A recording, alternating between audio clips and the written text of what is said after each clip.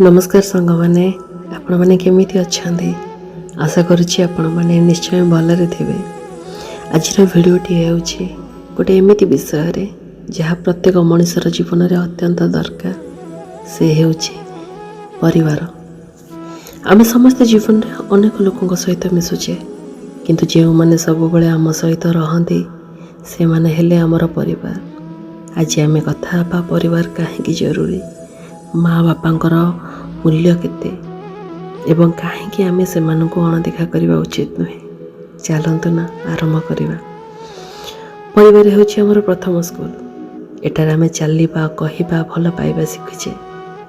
जेतेबेले आमे छोट थाउ माँ आमको खाइबा खुआंती, बापा आम पई कठिन परिश्रम करंती, किंतु आमे बड़ हेबा सह आमे भूली जाउचे सेमानकर त्याग। आमे बाहर लोकन को अधिक मूल्य देउछे। परिवार होची सेही जगह जेउठारे तुमे हारिले तुमको समर्थन मिले, तुमे कांदिले केही जणे तुमरो लुह पोछि दिए। दुनिया सब बेले आम सहित न थाए किंतु ए परिवार सब बेले आम सहित रही थाए। माँ ए शब्द मात्र कहिदेले मन को शांति आसी जाए। माँ हेउची एमिति गोटे लोक जी निजे भोकरे रही आमको खुआए। आमे असुस्थ थिले सारा राति आमको से जगी थाए। केबे तुमे ध्यान देइछ? तुमे जितेबेले कह मते आज कहीं भल लगुनी तो माँ से कथा तुरंत बुझी जाए। किंतु केबे आमे माँ को पचारिचे माँ तुमे भल अच्छ कि नहीं? माँ निज पाई किछि चाहंतिनी, से गोटे कथा चाहती जे तांकर पिला माने सब बेले खुशी रे रुहंतु।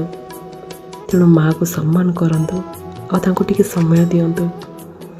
बापा जी कम कहती किंतु अधिक काम करती, से घर पाई दिन राति परिश्रम करती, निज इच्छा छाड़ी सब बेले आमर स्वप्न पूरण करती।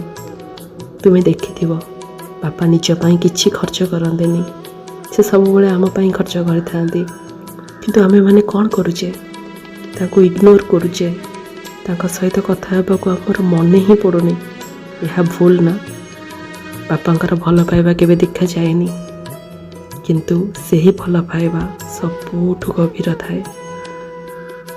आजिकली लोक माने मोबाइल बेसी समय दौरान परिवार को कम समय दौरान। जितेबेले माँ बापा डाकुछंती आमे सब बेले इग्नोर करुचे। से माने कथा कहबाको चाहती किंतु आमे किछि ना किछि काम रे बिजी रहउचे।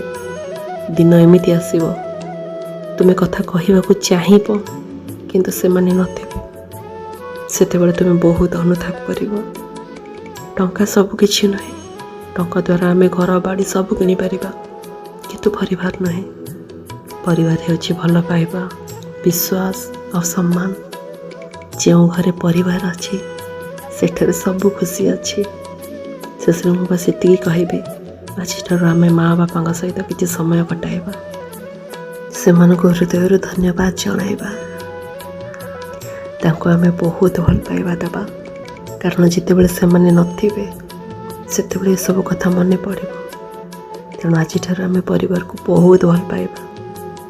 भिडियोटी भल लागिथिले लाइक शेयर और सब्सक्राइब करने को जमार भी भूलिबानी। देखा गोटे नुआ ब्लॉग रे आ नुआ कॉन्सेप्ट सहित रहुचे। नमस्कार।